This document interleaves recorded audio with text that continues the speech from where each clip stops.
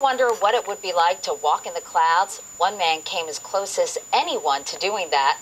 As Anthony Mason reports, more than 3 decades later, his story is just as thrilling as ever, and maybe even Oscar-worthy. There is somebody out there in a tightrope walk right at the tippy top. On a gray August morning in 1974, atop the newly built World Trade Center, a 24-year-old Frenchman stepped out onto a steel cable a quarter-mile above the streets of Manhattan. This is the turning of the page. Now, nearly 35 years later, these are actually the historic shoes of the World Trade Center. These are the ones that I actually, you see the mark of the cable here? The story of Phillippe Petit's clandestine quest, the 6 years he plotted to sneak into the Twin Towers, has become an award-winning film. And this month, Man on Wire is up for an Oscar for Best Documentary. And death is very close. Petit says even he was on the edge of his seat watching it.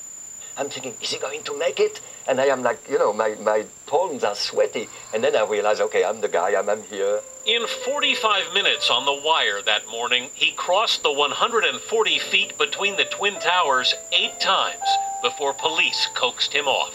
For me, I was not gambling my life. I was doing something much more beautiful. I was carrying my life across. Petit, who started as a Paris street juggler, later walked across the city of Frankfurt and between Paris's Palais de Chaillot and the Eiffel Tower.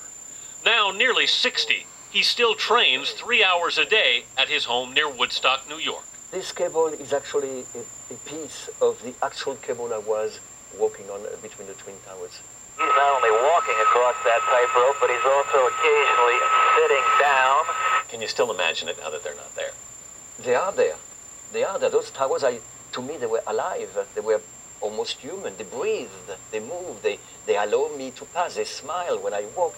And I still see them there, and they are in my heart, of course. Anthony Mason, CBS News, New York.